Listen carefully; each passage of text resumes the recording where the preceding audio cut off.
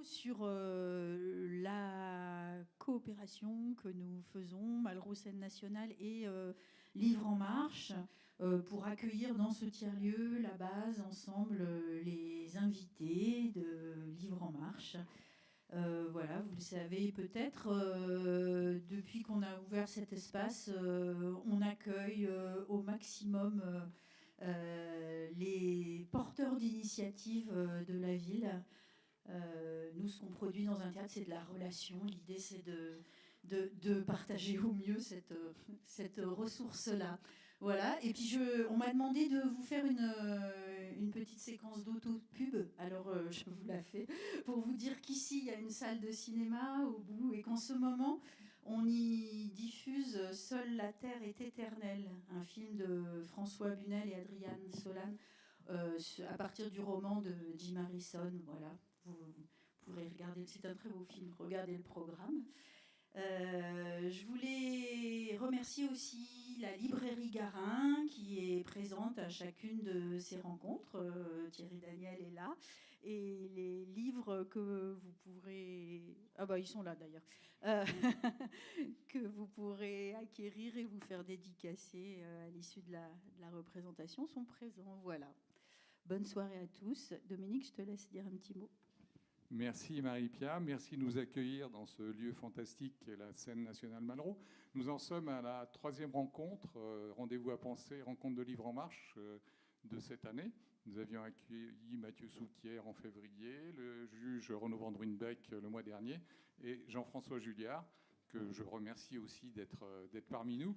Alors, quand on fait la programmation dans Livre en Marche, on colle toujours avec une actualité, l'édition d'un livre. Moi, quand j'ai sollicité la venue de Jean-François, c'était au mois de novembre l'année dernière, et on n'avait pas à l'esprit l'actualité, à la fois l'actualité tragique de ce qui se passe en Ukraine, mais aussi l'actualité politique et les élections présidentielles.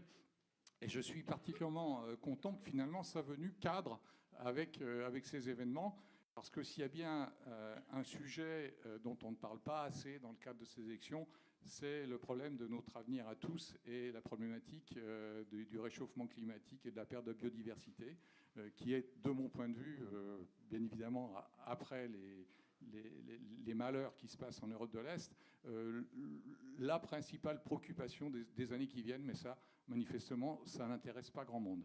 Donc, merci à Jean-François d'être là. Je crois qu'il va nous raconter plein de choses. Il a sorti un livre qui est très, très concret, très factuel. Hein, voilà, il pose les problèmes, il dit voilà, il y a tel problème, la solution, moi je pense que c'est ça. Rien ne semble inaccessible, ce qui est quand même assez important. Et puis je remercie Justine, hein, comme d'habitude, de l'équipe du festival qui va nous faire la modération. Et pour modérer, elle sait modérer les gens, on en a l'habitude. Voilà, merci à tous deux et puis merci pour cette soirée. Merci Dominique et bonsoir à tous. Bonsoir Jean-François. Bonsoir. Alors Jean-François, merci d'être venu avec nous à Chambéry pour ce rendez-vous à penser. On est ensemble jusqu'à 20h30 pour un rendez-vous en 2 temps. D'abord, on va échanger sur ce livre. Et puis derrière, place à vos questions, si vous en avez. Et il y en aura peut-être. Jean-François, vous êtes directeur général de Greenpeace France depuis 2012. Vous avez donc publié Climat 5 ans pour sauver notre humanité, ce que la France doit faire aux éditions Talendier. Votre souhait que ce livre contribue à alimenter un débat public de qualité sur les choix de société que nous avons à effectuer au plus vite. Avec ce livre, vous lancez une alerte aux populations, un ultimatum aux politiques, on peut le dire comme ça, et vous partagez aussi vos réflexions, vos constats et des propositions. Et un des premiers constats que vous faites dans ce bouquin, c'est un bilan de ce quinquennat, et ce bilan il est plutôt sévère. Vous parlez d'un échec, d'une opportunité manquée. Pourquoi ? Bonsoir tout le monde. Oui, je parle de nombreuses opportunités manquées et de promesses trahies même. Et c'est vrai que j'ai beaucoup réfléchi en écrivant ce bouquin, parce que j'aime bien que les mots aient un sens. Et quand je parle de trahison à la fin de ce quinquennat, j'ai bien réfléchi et j'ai bien pesé tout ça. Mais en fait, je confirme et je signe. C'est-à-dire qu'on a eu le sentiment d'avoir été trahi à l'occasion de ce quinquennat. Je rappelle quand Emmanuel Macron a été élu en 2017, on avait fait avec Greenpeace ce qu'on fait traditionnellement et qu'on a refait là encore, c'est-à-dire une analyse, un décryptage des programmes des candidats et des composantes environnementales des programmes des candidats. Et à l'époque, Emmanuel Macron ne brillait pas spécialement par son engagement écologique. Donc quand il a été élu, on n'en attendait pas grand-chose en fait. C'est vrai qu'on n'avait pas placé la barre très haut en termes d'ambition et d'attente. Mais en fait, c'est lui qui est venu rehausser cette barre-là, rehausser cette ambition.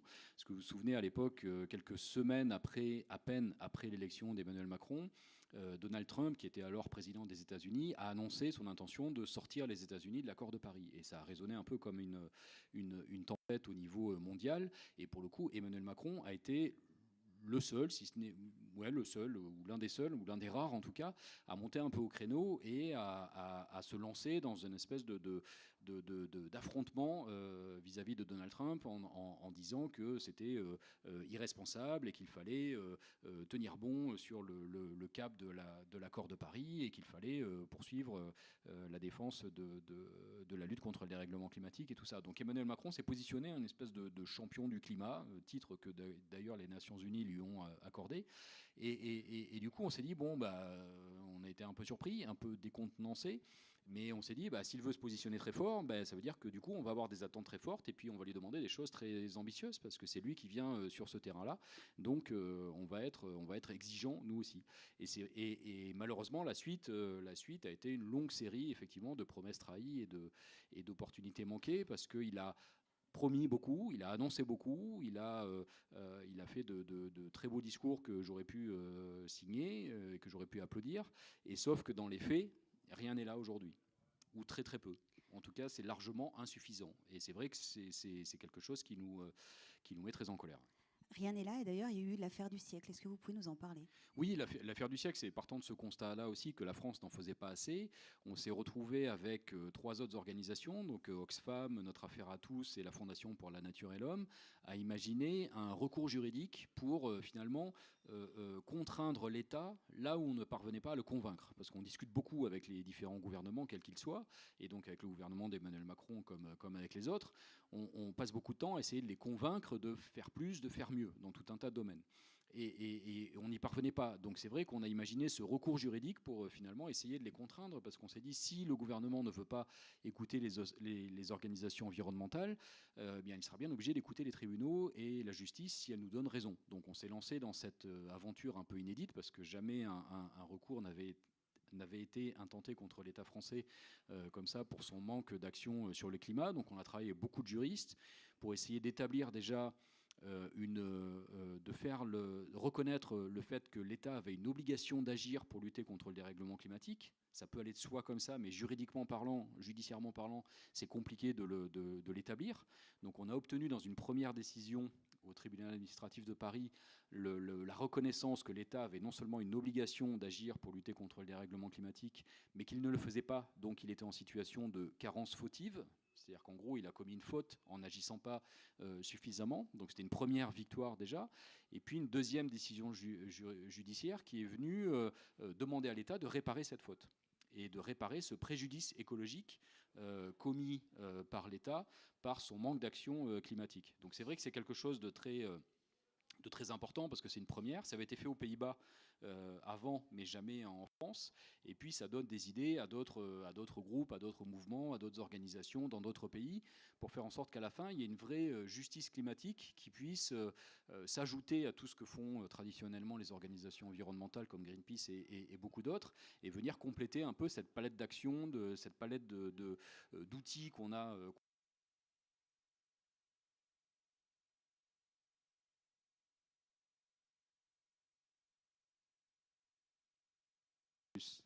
Si, ça revient.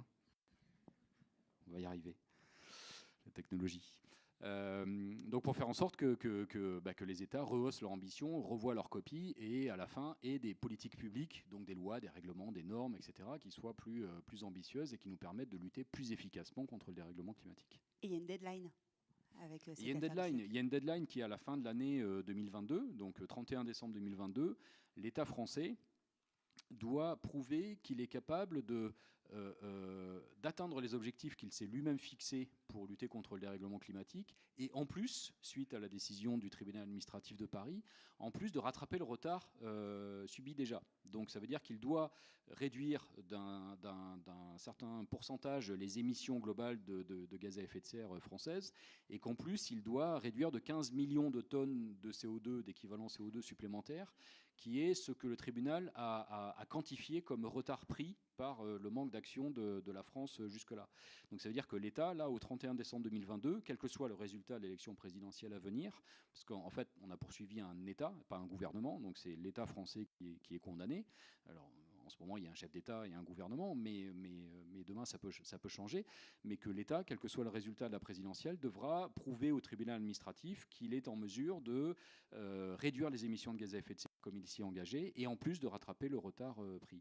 Et s'il ne le fait pas, on sera aussi en droit de revenir encore frapper à la porte de l'État et de demander une astreinte financière pour forcer un peu l'État à le faire, et demander une somme à définir qui permettrait là aussi d'augmenter encore le rapport de force et de contraindre l'État à faire ce à quoi il s'est engagé de faire. Parce qu'encore une fois, je rappelle, et c'est toute la démarche qui était intéressante dans l'affaire du siècle, c'est qu'on n'a pas nous-mêmes défini des objectifs, c'est-à-dire qu'on a repris les objectifs que l'État s'est fixés. C'est ça qui nous a permis à la fin d'obtenir une condamnation de la part du tribunal administratif.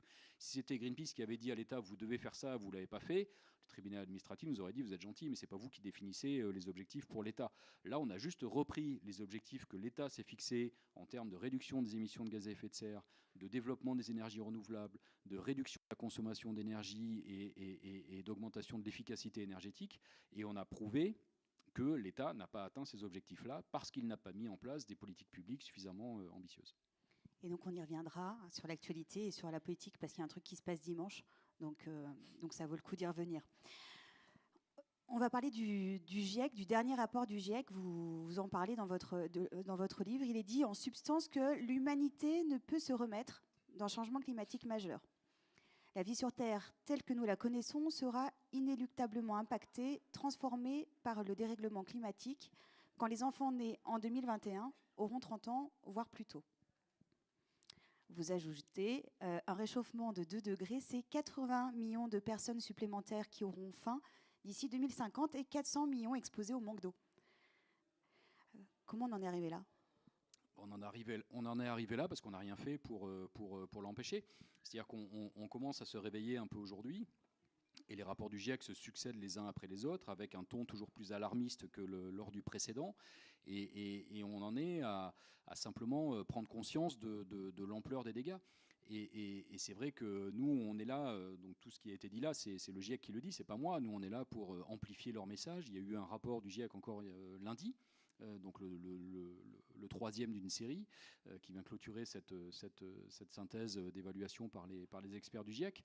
Et à chaque rapport, on se rend compte qu'on est toujours surpris par l'ampleur, l'intensité et le rythme avec lequel cette crise climatique s'aggrave. Là, dans le dernier rapport du GIEC, ils nous disent on a 3 ans maintenant pour infléchir la courbe mondiale des émissions de gaz à effet de serre. Parce qu'on est toujours, au niveau global en tout cas, avec une courbe des émissions de gaz à effet de serre qui continue d'augmenter. Donc les gaz à effet de serre, c'est ça qui cause le réchauffement climatique. Et cette courbe au niveau mondial, en tout cas, elle est toujours en train d'augmenter. Et là, les experts du GIEC, les scientifiques, nous disent maintenant on a 3 ans pour faire en sorte qu'elle commence à baisser. Mais c'est déjà considérable, parce que commencer à baisser au niveau mondial les émissions de gaz à effet de serre, sachant que certains pays qui sont en train de se développer vont continuer pendant peut-être 10, 20 ans encore à augmenter leurs émissions, ça veut dire que les pays développés dont nous faisons partie doivent redoubler d'efforts, voire tripler, voire quintupler leurs efforts pour compenser le fait que d'autres pays vont continuer à augmenter ces émissions-là. Donc rien que ça, atteindre ce pic, ce fameux pic des émissions de gaz à effet de serre et commencer à la baisser, la tâche, elle est colossale, quoi. La tâche est colossale. On a l'impression que la prise de conscience, elle n'a jamais été aussi importante chez les Français. Pour autant, et je me mets dedans, est-ce qu'on se rend compte des efforts à fournir ? Non, pas vraiment, pas totalement, en tout cas pas tout le monde, parce que ces efforts, déjà, personne n'est en mesure de savoir exactement quels sont les efforts à fournir. Je pense que beaucoup de gens ne réalisent pas les efforts à fournir. Nous, on dit souvent qu'il faut aujourd'hui transformer nos sociétés. Ce n'est pas simplement des aménagements à la marge, des changements à la marge. Il faut transformer les sociétés. Transformer les sociétés, ça veut dire changer nos modes de vie.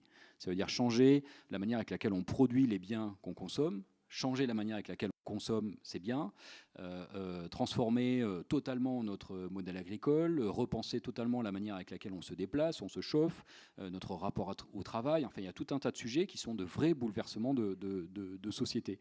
Mais surtout, ce qui est important, c'est que dans l'approche qu'on a avec Greenpeace et qui est largement partagée par ce qu'on appelle le mouvement climat au sens large, c'est qu'aujourd'hui, les demandes principales qu'on formule, on les formule à l'adresse des gouvernements. Et ce n'est pas simplement parce qu'on a envie d'embêter les gouvernements, c'est parce que, en fait, la clé, les leviers d'action majeurs aujourd'hui pour résoudre cette crise, ils sont avant tout entre les mains des gouvernements. C'est-à-dire qu'il y a une étude qui avait été faite qui montrait que même si tout le monde devenait vertueux du jour au lendemain, c'est-à-dire que si chacun individuellement on fournissait le plus d'efforts possible dans nos vies quotidiennes, ça ne représenterait toujours qu'un quart des efforts à accomplir pour lutter efficacement contre le dérèglement climatique. Donc ça peut être complètement démotivant déjà de se dire que même si on devient tous vertueux, ça ne représente qu'un quart de l'effort à accomplir. Mais ça veut dire aussi que simplement l'effort principal, ce n'est pas les citoyennes et les citoyens seuls en tout cas qui peuvent le fournir.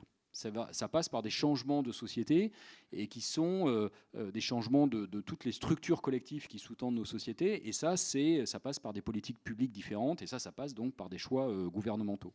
Pour prendre un exemple très concret, on demande souvent aux gens il y a beaucoup d'émotions et de questionnements autour de notre consommation de plastique. Et c'est vrai qu'il y a trop de plastique, et le plastique c'est quand même un dérivé du pétrole et tout ça, et puis ça pollue beaucoup ensuite.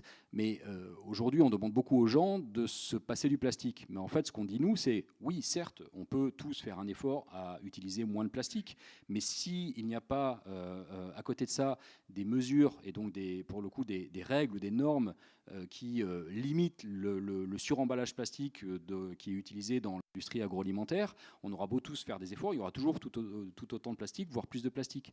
Donc c'est-à-dire qu'individuellement, il y a des leviers d'action qui restent malgré tout limités et que les gestes individuels, ils sont bien sûr indispensables, mais ils sont largement insuffisants.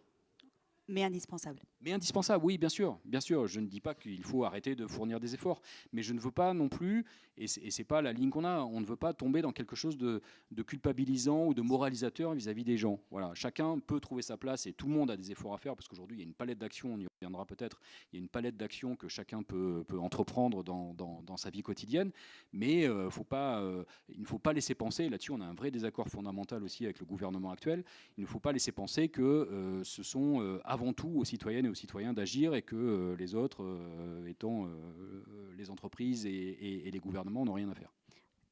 Du coup, vous me donnez envie de donner un autre chiffre que je récupère un petit peu plus loin dans mes notes. Il y a quelques semaines, vous avez publié avec Oxfam France un rapport qui dit que le patrimoine financier de 63 milliardaires français émet autant de gaz à effet de serre que celui de 50% de la population française. Cette nouvelle étude, qui est donc inédite, qui pose la question du coup du partage de l'effort. C'est ce que vous êtes en train d'évoquer. Donc, vous parlez du gouvernement, vous parlez de nos efforts, pour ceux qui ne sont pas milliardaires dans la salle. En tout cas, qu'est-ce que vous en pensez, ce chiffre ? Je pense qu'il était nécessaire de publier, parce qu'on l'a publié. Mais non, au-delà de ça, c'est pour montrer aussi qu'effectivement, chacun n'a pas la même responsabilité et chacun n'a pas le même effort à fournir. Et ce chiffre-là, il est le fruit de travaux qui ont commencé il y a déjà une bonne dizaine d'années, mais qui effectivement ont tendance à lier effectivement alors là c'est le patrimoine financier, ça peut être la richesse économique, ça peut être des modes de vie et l'impact carbone. Et même le GIEC s'y met, et c'est nouveau, dans le dernier rapport du GIEC aussi, il est écrit quelque part que 10% que les 10% qui ont les revenus les plus importants dans la planète représente entre 36 et 45%, je crois de mémoire, je ne vais pas me dire une bêtise, mais entre 36 et 45% de l'empreinte carbone globale. Donc, avec leurs actifs. Exactement, avec leurs actifs. Voilà. C'est pas que leur mode de vie. Bien sûr, c'est pas les modes de vie qui ont cet impact-là. Ce qu'on dit dans l'impact climatique des 63 milliardaires, c'est pas parce qu'ils prennent des jets privés tous les jours. Il y a ça aussi, mais c'est pas le plus important.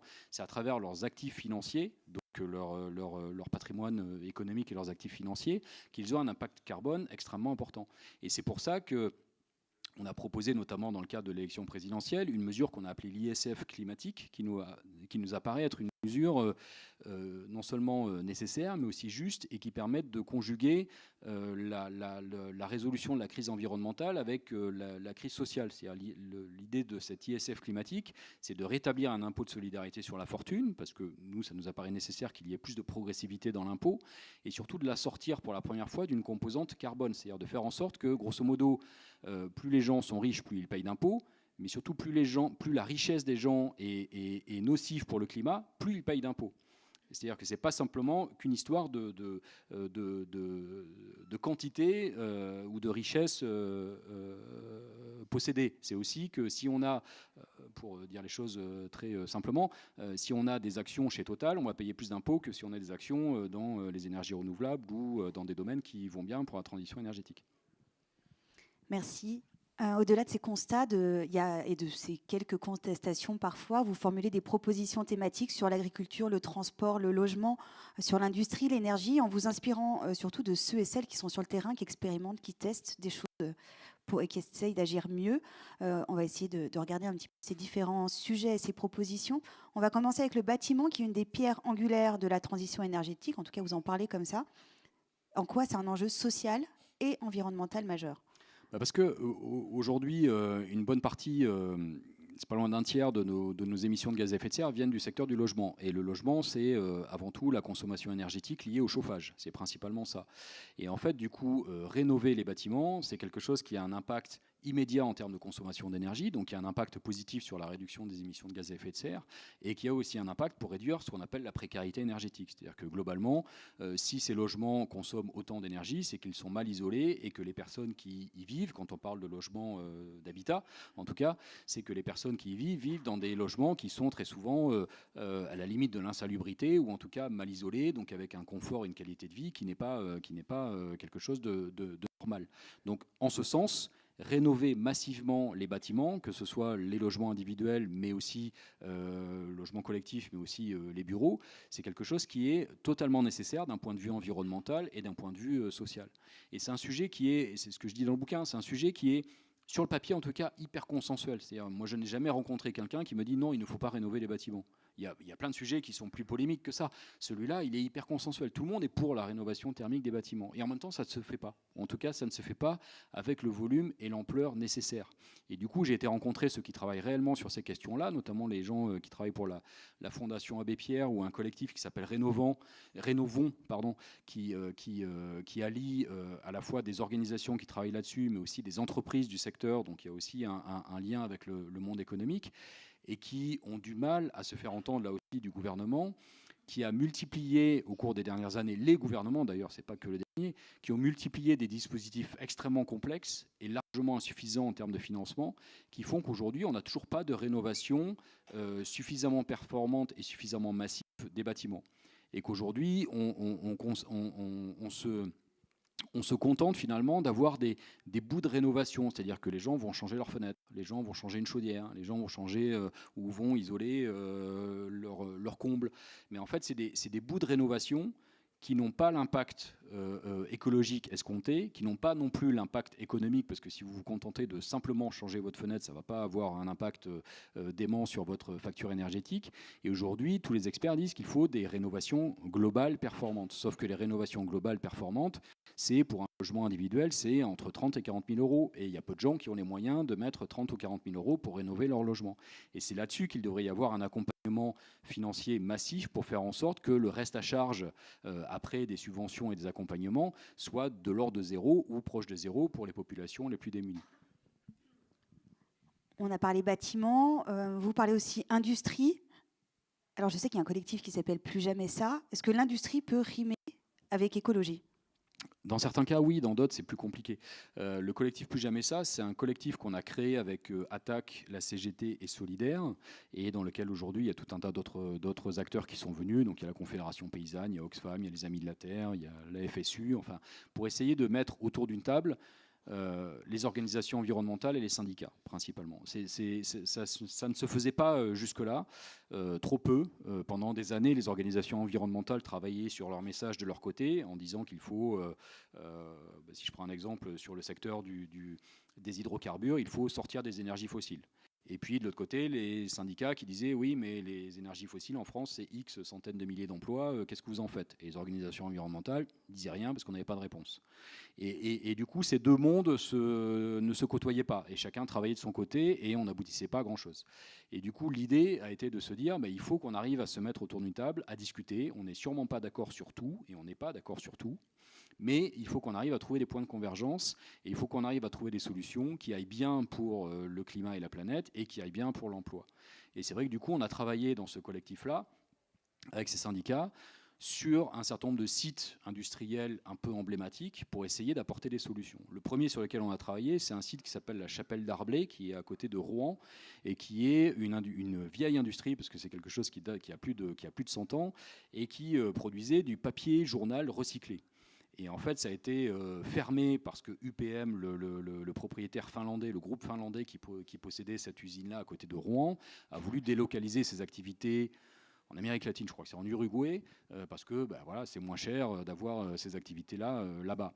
Et en fait, on s'est mis là avec les salariés qui défendaient leur usine pour dire mais c'est pas possible qu'en plus une industrie comme celle-là, qui va bien aussi pour l'environnement, parce que le papier journal recyclé, c'est l'exemple parfait d'une industrie qui peut être réconciliée avec la protection de l'environnement.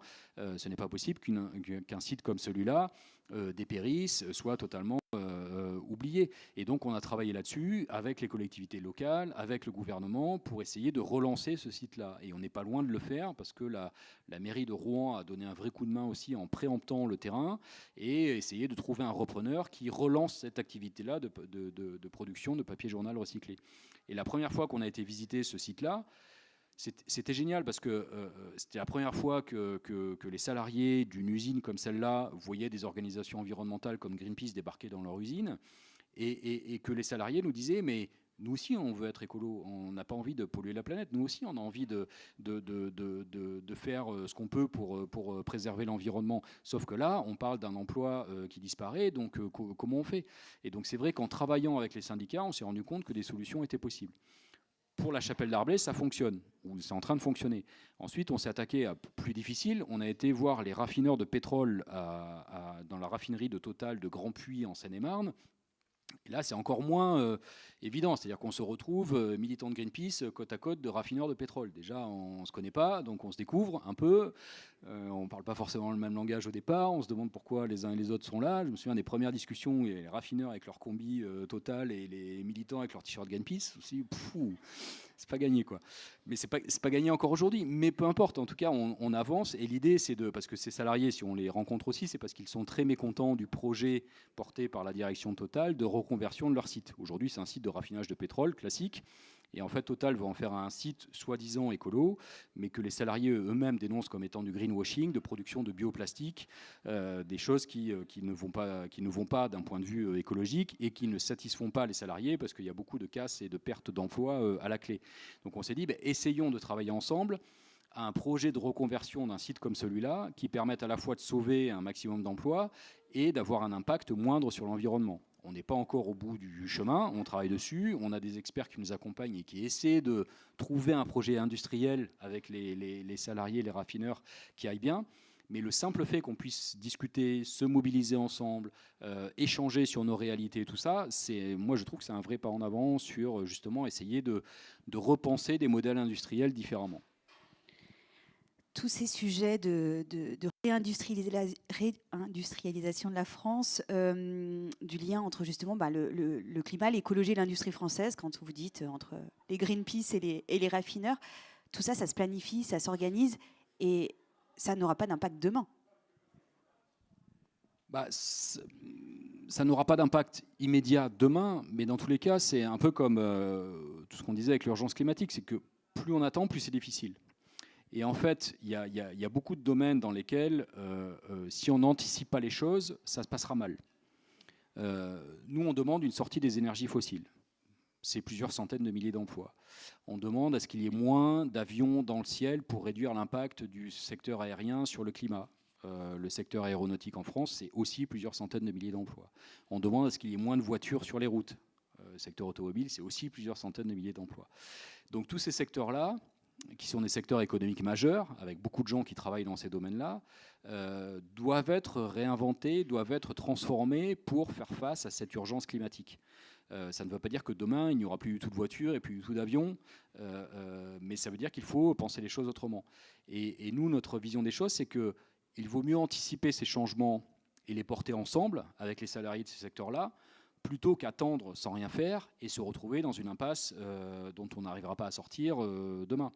Et de toute façon, à chaque fois qu'on va, nous, vers les salariés, on se rend compte qu'ils sont aussi demandeurs, parce qu'ils se rendent compte de tout ça. Et comme je disais, ces salariés-là n'ont pas plus envie de polluer que les autres. Quand on rencontre les raffineurs de pétrole, ils nous disent nous, on n'a pas envie de ça, mais aujourd'hui, c'est notre job. Si vous nous en proposez un autre demain, ben, on est preneur. Mais aujourd'hui, notre boulot est celui-là, et qu'il faut bien qu'on remplisse le frigo à la fin de la journée.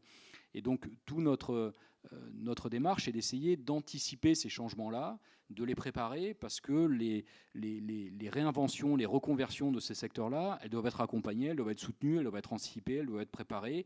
Et c'est à cette condition-là qu'on pourra le faire. J'en parlais tout à l'heure. On a participé à un truc qui était organisé dans la banlieue de Toulouse autour des assises de l'aéronautique pour essayer de travailler sur justement un secteur aéronautique qui serait moins impactant pour l'environnement. Et c'était une démarche assez inédite, mais qui était chouette parce qu'il y avait autour de la table, là aussi, des salariés du secteur de l'aérien, des collectifs de riverains qui sont impactés par les nuisances liées aux aéroports, des organisations environnementales, des représentants syndicaux, des ingénieurs, des élèves des écoles d'aéronautique qui sont dans la région toulousaine. Et tous ensemble, on essayait de repenser l'aéronautique pour faire en sorte que ce secteur-là puisse continuer d'exister sans avoir un impact toujours plus important sur le climat. Si on arrive juste en disant il faut arrêter, il faut fermer toutes vos usines et ne plus avoir d'avions du tout, on n'est même pas entendu et la discussion s'arrête là. Et donc là, l'idée, c'est d'essayer de trouver des solutions ensemble. Alors la planification de ces transformations, et notamment dans les transports, c'est une chose importante, vous le dites. Il faut commencer aujourd'hui pour que ça ait justement un impact demain. Il y a un autre sujet, c'est peut-être l'évolution des mentalités, justement sur ces transports. Qu'est-ce qui va faire qu'on va moins prendre l'avion? Qu'est-ce qui va faire qu'on va passer de la voiture au vélo? Qu'est-ce qui nous permet aussi de prendre notre vélo demain quand on vit à la campagne, qu'on vit loin d'une ville, etc. Ou que juste on voudrait avoir une piste cyclable pour se déplacer d'un point A à un point B? Il y a plein de choses. Effectivement, en fait, il faut qu'on repense totalement nos mobilités et de se dire, on n'a pas besoin d'une voiture, on a besoin de se déplacer. Parfois, pour se déplacer, on a besoin d'une voiture. Parfois, on peut le faire à vélo. Parfois, on peut le faire en marchant. Parfois, on peut le faire en transport en commun. Mais en fait, on baigne dans une société qui, depuis des années, a été aménagée. Enfin, tous nos territoires ont été aménagés selon le modèle qui consistait à penser que tout le monde avait une voiture individuelle. Et c'est vrai que les territoires français ont été largement aménagés comme ça. Et qu'aujourd'hui, s'il y a des zones commerciales à la périphérie des villes, c'est parce qu'on s'est dit les gens iront en bagnole. Si on a toujours mis des logements plus loin des centres-villes ou plus loin des lieux dans lesquels les gens ont leur travail, c'est parce qu'on s'est dit que les gens feraient tout ça en voiture. Si on a mis des lotissements sans aucun transport en commun, c'est parce qu'on s'est dit les gens feront tout ça en voiture. Et donc du coup, tout ça, il faut le transformer, mais ça ne peut pas se faire du jour au lendemain. En revanche, ce qui peut se faire rapidement, c'est que dans tout un tas d'espaces, notamment en ville, c'est plus facile que dans les zones périurbaines, notamment en ville, on peut développer des offres alternatives qui permettent de se passer de voiture. Et aujourd'hui, les transports en commun, le vélo, la marche, tout ça doit être encouragé, doit être favorisé, et ça passe par le développement d'infrastructures. Ça c'est clair. C'est vrai qu'aujourd'hui, alors moi je vis en banlieue parisienne, mais si aujourd'hui il y a toujours plus de personnes qui prennent leur vélo, et pas uniquement qu'en région parisienne, dans beaucoup de villes, notamment de grandes villes de France, c'est aussi parce qu'il y a des politiques d'aménagement, des infrastructures cyclables qui fassent que les gens se sentent plus en sécurité et plus encouragés, plus incités à faire du vélo. Donc ça passe par plein de choses, mais ça passe aussi par des changements de mentalité sur le fait qu'aujourd'hui, il faut se débarrasser de ce réflexe qui consiste à dire je dois me déplacer d'un point A à un point B, je prends ma voiture. Je ne me pose même pas la question. Aujourd'hui, si les gens se posaient déjà la question, on limiterait vraiment les déplacements en voiture. Ça ne veut pas dire que tout le monde peut renoncer à sa voiture. Il y a plein de gens qui ne peuvent pas renoncer à leur voiture, mais il y a plein de gens qui peuvent renoncer à leur voiture pour certains déplacements. Ça, c'est sûr. Il y a un chiffre dans votre livre, vous parlez de la part donc, des déplacements cyclistes entre les Pays-Bas, 28%, le Royaume-Uni, 10%, et en France, 3%. Alors, parce que du coup, j'entends l'évolution des mentalités, mais sommes-nous si différents du Pays-Bas ou du Royaume-Uni? Non, mais sauf que ce qu'on fait en ce moment en termes d'incitation à monter sur un vélo, les Pays-Bas l'ont fait il y a 30 ans, ou il y a 40 ans même. Donc forcément, on a pris du retard. C'est-à-dire qu'en France, on commence à peine à se dire que le vélo est un mode de transport sérieux, qu'on peut aller travailler en vélo sans être ridicule, que ce n'est pas simplement un mode de transport pour aller se balader avec les enfants le week-end. Mais ça, c'est nouveau. Il y a encore quelques années à peine, plein de gens vous disaient mais moi je vais pas aller travailler en vélo, c'est pas possible quoi. Je vais arriver tout transpirant, je vais prendre des risques et puis on va se moquer de moi. Enfin voilà, il y a tout un regard à changer, mais la FUB, la Fédération des usagers de la bicyclette, qui est une grosse fédération en France, dit qu'il faut créer une culture vélo. Et je crois que c'est vraiment ça. C'est-à-dire que c'est créer non seulement des infrastructures, faire en sorte que les gens puissent aussi acheter facilement un vélo, ne pas se le faire voler toutes les semaines. Enfin, il y a tout un tas d'éléments comme ça structurels à mener. Mais c'est aussi effectivement un vrai changement de mentalité. Il n'y a pas de raison que si les Pays-Bas le fassent, les Français ne soient pas capables de le faire. Sur ce côté transport, il y a une étude britannique qui nous invite à repenser donc, notre rapport aussi au travail et qui dit qu'en passant la semaine de 4 jours, on aurait un super impact sur notre empreinte carbone. Vous en pensez quoi de cette étude et de ce qu'elle dit ? Moi, je pense qu'il y a un super sujet à travailler autour de ça. Alors là, je m'affranchis un peu de ce que Greenpeace porte, parce qu'on n'est pas encore complètement sûr de ce sujet-là, mais réduire le temps de travail peut avoir un impact sur l'environnement. Et c'est vrai que cette étude-là a montré qu'en passant la semaine de 4 jours, en Angleterre, on réduisait de 7% les émissions de gaz à effet de serre liées au transport. Parce que se travailler moins, c'est aussi se déplacer moins. Alors il y a besoin d'avoir des travaux là-dessus, parce qu'aujourd'hui, l'impact n'est pas forcément automatique et n'est pas forcément complètement confirmé. Mais je pense qu'il y a tout un tas de choses à imaginer et à travailler autour de notre rapport au travail, autour du temps de travail, parce qu'une semaine de 4 jours, c'est aussi plus de temps pour des activités qui peuvent faire du bien à l'environnement. C'est aussi des gens moins pressés qui ont plus de temps pour faire la cuisine, par exemple. Et du coup, on sait que quand on se fait à manger, on a moins d'impact sur l'environnement que quand on achète des plats tout prêts qui ont un impact très néfaste sur l'environnement aussi. Enfin, il y a tout un tas de choses comme ça à penser autour simplement des temps de vie. Mais les temps de vie, c'est aussi repenser notre rapport au travail et le temps de travail. Donc je trouve que c'est des choses qui sont, moi je trouve assez enthousiasmantes, assez réjouissantes, sur lesquelles tout un tas de chercheurs doivent continuer à bosser pour être sûr qu'à la fin, si on réduit le temps de travail, ça a un impact positif sur l'environnement. Et pas plus de temps sur Netflix. Et pas plus de temps sur Netflix, parce que ça peut être ça aussi. Non, mais c'est vrai. Aujourd'hui, plus de temps disponible, ça peut être plein de choses. Ça peut être effectivement du temps pour se faire la cuisine, du temps pour faire son jardin, du temps pour passer avec ses enfants, mais ça peut être plus de streaming vidéo, plus de téléchargement, plus de ceci ou cela, plus de voyages en avion pour aller en week-end. Enfin, ça peut être tout ça aussi. Donc, c'est pour ça qu'il y a besoin d'études un peu sérieuses là-dessus. Et les seules qu'on a trouvées, c'est celle-là en Angleterre. Il y en a une qui a été faite aussi en Islande, mais c'est un territoire qui est tellement différent de la France que c'est difficile de comparer tout ça. On va arriver sur un sujet d'actualité, c'est l'énergie. Quelles sont les questions que nous devons nous poser sur l'énergie et quelles sont les mesures urgentes à prendre ?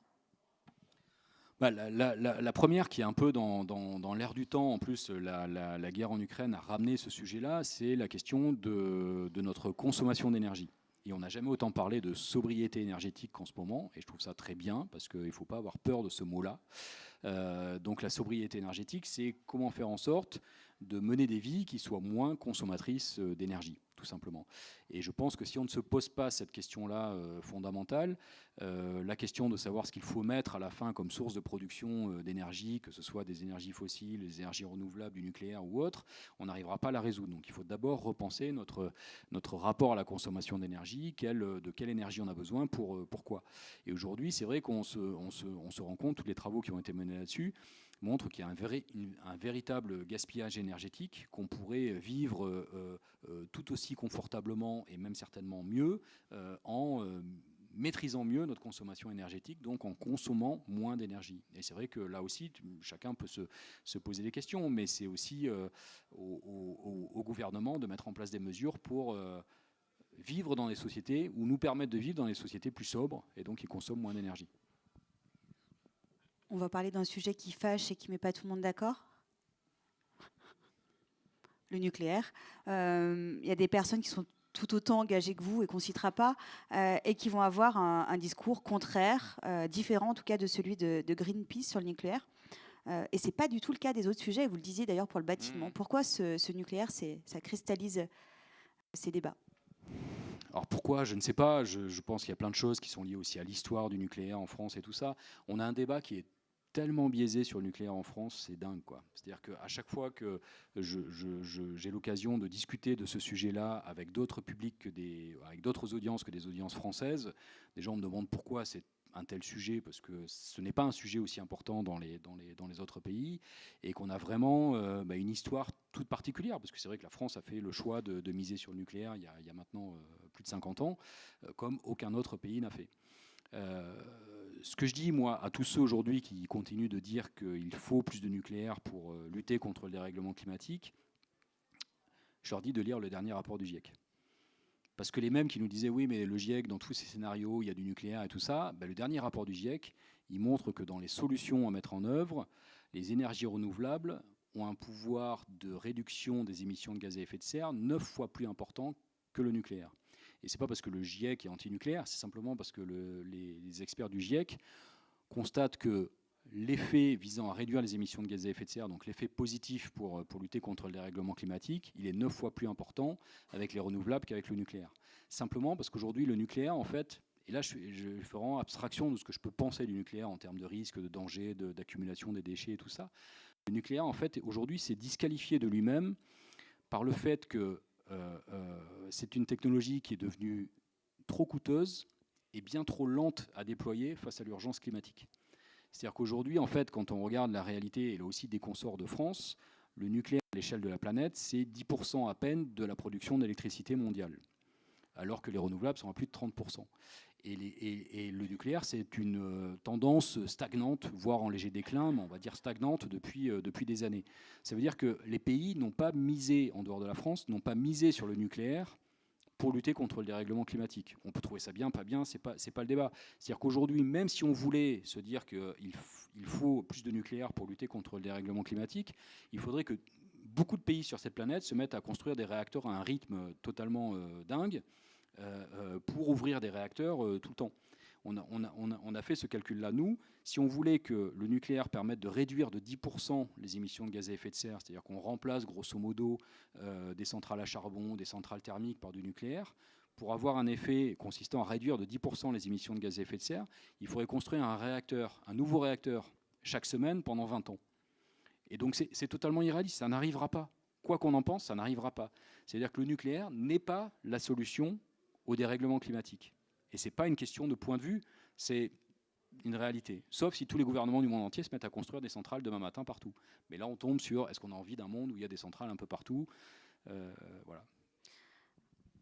Alors, je cite donc Jean Covici, qui poste cet après-midi et qui dit, donc un poste un peu provocateur, et qui dit « Vaut-il mieux financer un peu plus Poutine ou conserver des réacteurs nucléaires en état de marche ?» Est-ce qu'en cette période de guerre en Ukraine, quand même le curseur de Greenpeace bouge ou pas? En fait, il pose une question qui n'est pas une question. C'est-à-dire, c'est ni l'un ni l'autre. C'est ni l'un ni l'autre. Nous, on est ni pour le gaz russe de Poutine ou les hydrocarbures russes de Poutine, ni pour le nucléaire. Mais parce qu'on n'a pas à trancher entre les deux, en fait. C'est-à-dire qu'il y a une autre voie qui s'appelle les énergies renouvelables.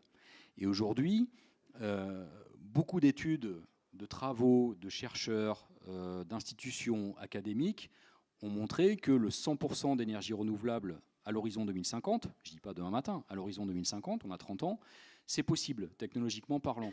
Pendant des années, quand on disait ça avec Greenpeace, on nous accusait d'être des hippies farfelus et qu'on n'y connaissait rien. Aujourd'hui, RTE, le réseau de transport d'électricité, l'ADEME, l'Agence de maîtrise de l'énergie de l'État, le CIRED, un centre de recherche qui fait partie du CNRS, ont fait des études qui montrent que, technologiquement parlant, c'est possible d'avoir un système de production d'électricité qui repose sur 100% d'énergie renouvelable à l'horizon 2050. Donc ça veut dire qu'aujourd'hui, c'est juste un choix de société. C'est est-ce qu'on a envie de continuer avec du nucléaire, plus ou moins ? Est-ce qu'on a envie de continuer avec des énergies fossiles, plus ou moins ? Ou est-ce qu'on a envie de se dire qu'on peut tenter une aventure qui est 100% d'énergie renouvelable ? Moi, je porte cette vision-là. Donc ça veut dire que je n'ai pas à répondre à la question de Jancovici parce qu'elle est biaisée, sa question. Voilà. C'est-à-dire que ce n'est pas un choix entre les hydrocarbures russes et le nucléaire. Il y a autre chose de possible. Et alors justement, sur ces énergies renouvelables, est-ce qu'il y a des choses en particulier, certaines plus que d'autres, que vous poussez chez Greenpeace ? C'est un mix, de toute façon. C'est pareil. La force des énergies renouvelables, c'est qu'elles se complètent. Elles ont toutes, individuellement, des points de faiblesse. Et on reconnaît que voilà, les éoliennes ne tournent pas tout le temps, le solaire ne produit pas tout le temps de l'électricité, mais que mises ensemble et bien articulées les unes avec les autres, elles se complètent. Et c'est ce que dit le scénario La Future électrique de RTE. Il dit effectivement un système reposant sur 100% d'énergie renouvelable, c'est possible. Il y a des certitudes, il y a des incertitudes, il y a des avantages, il y a des défauts, il y a des points de force, il y a des points de faiblesse. Mais ils disent que c'est possible. Nous, dans notre scénario, dans notre vision des choses, il faut effectivement développer toutes les énergies renouvelables. Ça veut dire développer l'éolien à terre et en mer, développer le solaire. Il y a la géothermie qui est quelque chose qui commence à monter, qui devient de plus en plus sérieux aussi et qui va avoir tendance à se répandre rapidement. Il y a les barrages hydroélectriques qui peuvent avoir un impact sur l'environnement, mais pour le coup en France on en a déjà beaucoup. De toute façon l'idée c'est pas d'en avoir plus, ils sont déjà là donc autant en profiter. Enfin il y a beaucoup de potentiel. Ouais. À la lecture de votre livre, donc plein de propositions. On peut parfois sentir un certain malaise face au constat, surtout. On y trouve donc beaucoup d'optimisme avec, parce que vous le dites, c'est maintenant qu'on peut inverser la courbe, on peut encore le faire. Et pour ce faire, vous l'avez redit tout à l'heure, le gouvernement il doit agir et fortement. Vous avez organisé le débat du siècle, une série d'entretiens avec les candidats à la présidentielle, consacrés donc aux enjeux climatiques et environnementaux. Du coup, vous êtes rassuré ? Je ne sais pas, je serais peut-être rassuré le soir du 24 avril après le deuxième tour, mais pour l'instant, non, je ne suis pas rassuré. Non, honnêtement, passer la blague, je ne suis pas rassuré parce que déjà, le débat du siècle, il a fallu qu'on se démène avec les autres organisations de l'affaire du siècle pour l'organiser. On a frappé, pour la petite histoire, on a quand même frappé à la porte des médias traditionnels pour le faire à notre place parce qu'au départ, on s'est dit on veut que le climat soit très présent dans le débat pour l'élection présidentielle. C'était notre souhait parce qu'on se basait aussi sur le fait que c'est l'une des préoccupations majeures des Françaises et des Français. Sondage après sondage, étude après étude, chaque fois que les Françaises et les Français sont interrogés sur ces questions-là, l'environnement apparaît comme étant très haut dans les préoccupations. Donc on a été voir les médias en leur disant mais il y a une élection présidentielle, les Françaises et les Français sont soucieux de l'environnement, organiser un débat sur les questions écologiques. Ça ne s'est jamais fait, ce serait une première et c'est vraiment souhaitable. Aucun média ne nous a suivis là-dessus. Aucun média. Je fais super attention quand je parle des médias, parce qu'en plus, moi, j'ai travaillé à Reporters sans frontières avant, donc sur les questions de liberté d'expression, je suis très prudent, là aussi, je pèse mes mots et tout. Mais la réalité, c'est qu'aucun média ne nous a ouvert ses portes. Il y en a qui n'ont même pas répondu, et ceux qui nous ont répondu nous ont dit « Non, mais ça ne va pas faire d'audience, ça ne va pas marcher, ça va prendre, et tout ça. » Bon. Ok, dont acte. Donc on s'est dit, on va l'organiser nous-mêmes. Donc on l'a organisé sur Twitch, qui est un réseau social qui touche des audiences un peu différentes, qui touche peut-être des audiences plus jeunes. On s'est dit, on va essayer d'en faire une opportunité. Mais c'était quand même un enfer à organiser, ça a été extrêmement compliqué et tout ça. Et même faire venir les candidats, il a fallu qu'on bataille, il a fallu qu'on joue de la force qu'a cette affaire du siècle aujourd'hui et du poids que ça représente vis-à-vis des responsables politiques pour leur dire mais venez parler écologie, climat et environnement dans un débat consacré uniquement à ça.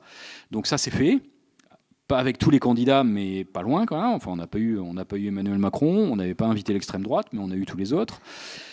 Est-ce qu'on est rassuré à l'issue de ça? Non, pas totalement. C'est-à-dire qu'il y a des candidats qui sont sérieux sur le sujet, il y en a d'autres qui font croire qu'ils le sont, et puis il y en a d'autres qui n'en ont rien à faire. Voilà. Donc il y a de tout. Simplement pour revenir, extrême droite et Emmanuel Macron, c'est invité ou pas invité? Ils n'ont Non. pas pu venir? Non, que je sois très clair, on n'a pas invité l'extrême droite parce que les 4 organisations de l'affaire du siècle ont estimé que l'extrême droite n'était pas en phase avec les valeurs que nous portions. Valeurs humaines qui touchent à tout un tas de sujets, à la tolérance, au respect d'autrui, à la démocratie et tout ça, valeurs d'ouverture, donc on ne les a pas invités. En revanche, on a invité Emmanuel Macron, bien sûr, qui a décliné l'invitation. Ok. Les autres étaient là. C'était sur Twitch, on peut les retrouver, ce débat du siècle, sur YouTube, je pense. Oui, et ça a été relayé aussi par, donc c'est sur Twitch, sur la chaîne de Jean Massier, qui est un journaliste qui fait des émissions politiques sur Twitch, et c'était aussi en partenariat avec un média, pour le coup, un peu alternatif, on va dire ça comme ça, qui s'appelle Blast. Donc vous pouvez aussi retrouver sur les chaînes de Blast, sur YouTube ou sur Twitch, vous trouvez ça. Vous tapez le débat du siècle sur Internet, vous allez le trouver de suite. Et il y a un article aussi sur Le Monde qui récapitule un petit peu ce qui a été dit. Pourquoi ils en parlent peu finalement, les politiques, de ces sujets? C'est qu'ils les connaissent peu? Alors il y en a qui les connaissent peu, il y en a qui en ont peur parce que c'est des sujets complexes, c'est vrai que c'est des sujets complexes, donc c'est des sujets sur lesquels il est facile de dire n'importe quoi et de raconter n'importe quoi et de se tromper. Et puis ensuite, je pense que la réalité, c'est que c'est des sujets qui font peur parce que les mesures apportées ne sont pas forcément des mesures qui vont rapporter des voix.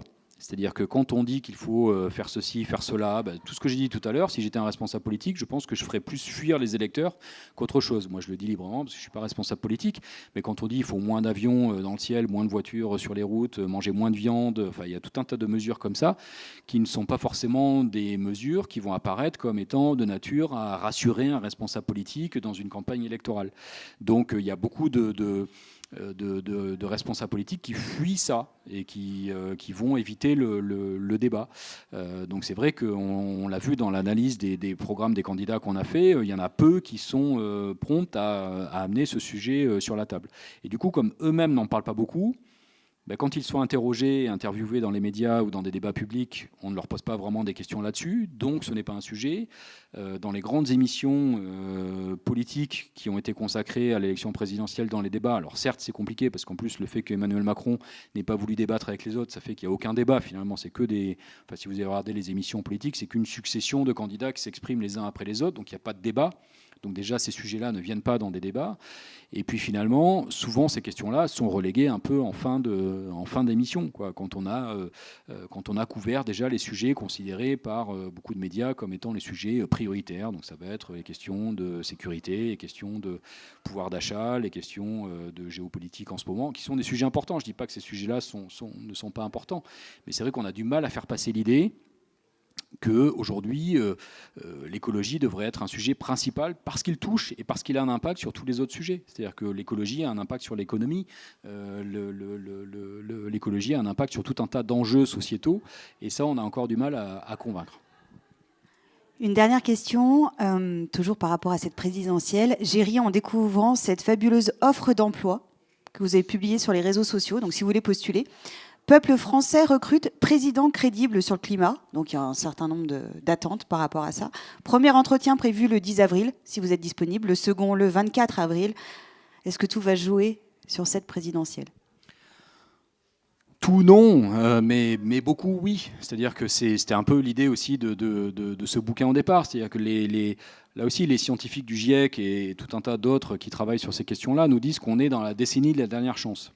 Ça ne veut pas dire qu'en 2030, c'est la fin du monde. Ça veut simplement dire que si on n'agit pas fortement avant 2030, on peut oublier l'idée de limiter les conséquences du dérèglement climatique. On va vraiment s'aventurer en terres inconnues. Et ce n'est pas des terres inconnues exotiques et qui fascinent par leur découverte. C'est des choses qui inquiètent. C'est-à-dire que les scientifiques nous disent qu'on va arriver vers des bouleversements dont on ne maîtrise pas aujourd'hui les conséquences, dont on ne connaît pas encore aujourd'hui l'impact que ça pourra avoir sur les écosystèmes permettant la vie. C'est vraiment ça. La fonte de l'Antarctique, les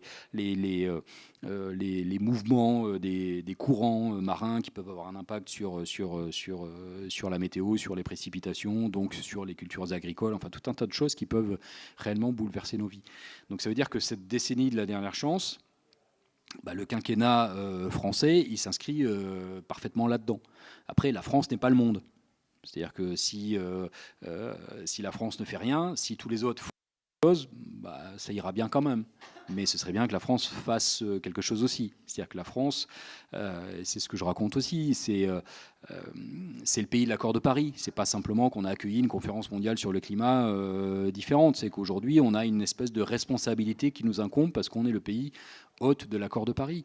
Et puis, on est un pays qui n'a pas non plus les excuses qu'ont d'autres de ne rien faire ou de ne pas faire assez. Il y a des pays qui ont des circonstances atténuantes, entre guillemets, des pays en guerre, des pays qui ont des niveaux de pauvreté effarants, des pays qui n'ont pas eu le temps ou les possibilités de se développer comme la France l'a fait. Donc il n'y a pas de raison que la France ne fasse pas plus. Voilà. Merci Jean-François. Merci.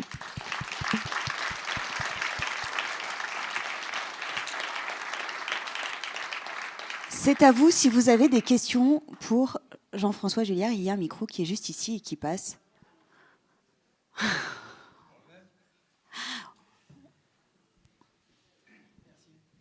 Assez au début de votre intervention, vous avez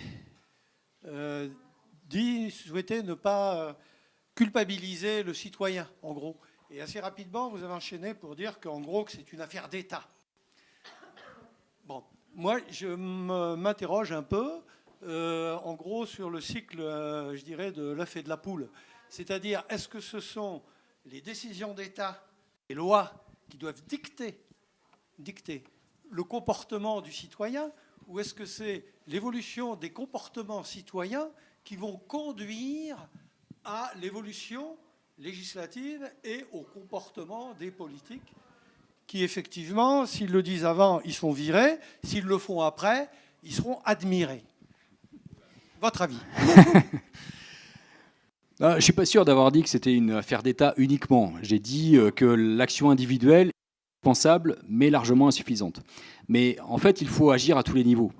Il faut agir à tous les niveaux. On n'a pas non plus beaucoup parlé des entreprises, mais les entreprises ont aussi un rôle à jouer. Donc tout le monde a un rôle à jouer. Mais ce qui est sûr, c'est que quand on a lancé l'affaire du siècle, on a été reçu et que la pétition a été largement signée, donc c'est devenu un petit événement.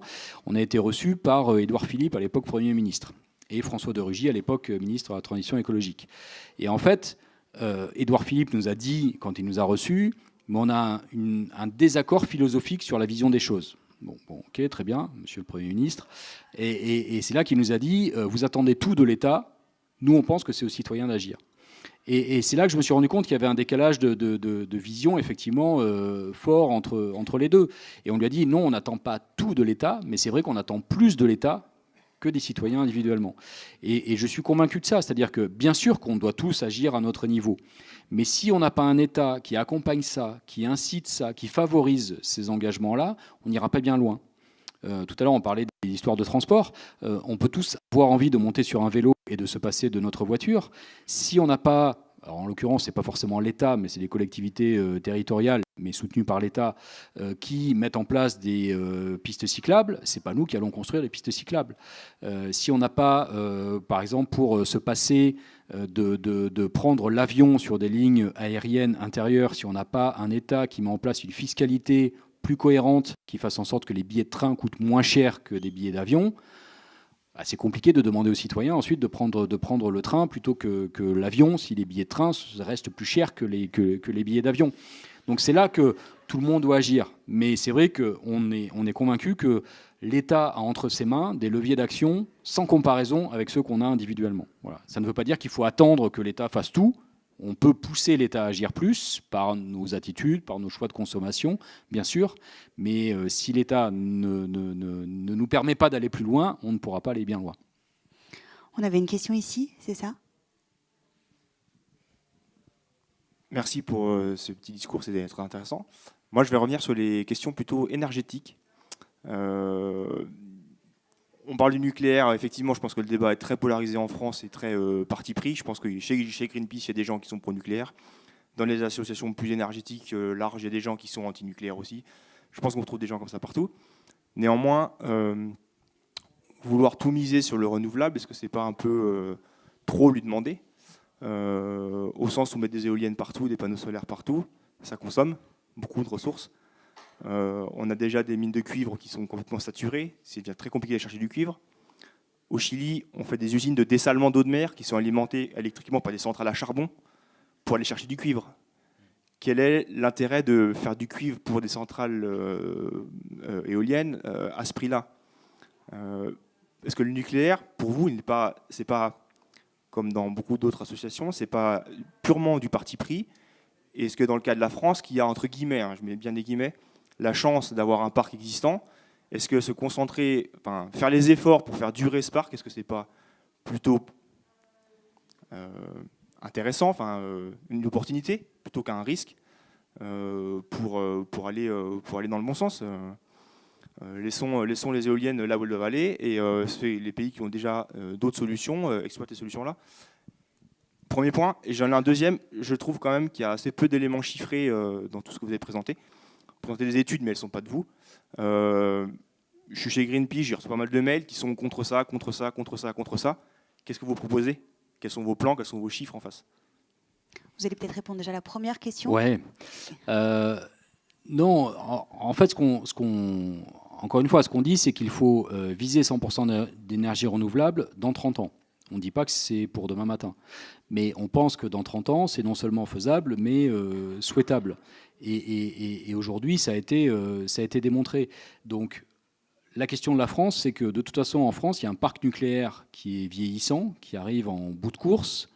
Que ce bout de course soit là tout de suite, ou dans 5 ou dans 10 ans, même EDF n'imagine pas prolonger ses réacteurs jusqu'à 100 ans. Donc de toute façon, la question, c'est qu'est-ce qu'on fait de l'avenir du nucléaire en France? La plupart des centrales ont été construites entre 1977 et 1987, donc elles arrivent toutes peu à peu à la durée de vie prévue au départ, en tout cas qui était de 40 ans. Donc EDF est en train de demander de les prolonger au-delà de 40 ans. L'ASN, l'autorité de sûreté du nucléaire, va vraisemblablement les autoriser les unes après les autres à être prolongées au-delà des 40 ans. Mais dans tous les cas, il faut se poser la question aujourd'hui de la suite. Et à partir du moment où la possibilité de se passer du nucléaire est là, je ne vois même pas pourquoi on s'entête dans le nucléaire. C'est-à-dire qu'aujourd'hui, c'est quelque part un choix de raison. Moi, je suis convaincu aujourd'hui que le dogmatisme, il est chez les partisans du nucléaire. Que le déni de la science, il est chez les partisans du nucléaire. Encore une fois, lisez le rapport du GIEC. C'est-à-dire que le GIEC, dans les solutions, ne mise pas sur le nucléaire. Il y a du nucléaire existant, il continue, on ne va pas débrancher demain matin toutes les centrales nucléaires, d'accord. Mais pour la suite, c'est pas là qu'il y a des émissions de gaz à effet de serre à gagner avec des centrales nucléaires. Donc voilà, on peut aimer le nucléaire, on peut trouver ça génial comme technologie, on peut être fasciné par le nucléaire, mais aujourd'hui, la réalité est que ce n'est pas le nucléaire qui va nous permettre de lutter contre le dérèglement climatique. Et encore, je n'ai pas parlé de tous les autres risques liés à l'implantation des centrales et tout ça. Mais donc qu'il y ait des pro-nucléaires dans le mouvement écolo, oui, parce que beaucoup de personnes se disent c'est un mal nécessaire. Le nucléaire émet peu de CO2, donc c'est bon pour le climat. Eh ben, moi je dis non, c'est plus compliqué que ça. C'est-à-dire que ce n'est pas un mal nécessaire, c'est un mal dont on peut se passer aujourd'hui, donc pourquoi ne pas s'en passer? C'est-à-dire que si quelqu'un me disait votre 100% renouvelable en 2050, c'est absolument fantaisiste et impossible. Ok, mais aujourd'hui, les gens qui travaillent réellement sur le sujet sérieusement, et ce n'est pas uniquement Greenpeace ou Negawatt qui disons ça, il y a une autre voie possible. Mais pourquoi pas se lancer là-dedans? C'est-à-dire que si on peut se passer des risques nucléaires et sortir des énergies fossiles, c'est génial, allons-y quoi. Allons-y.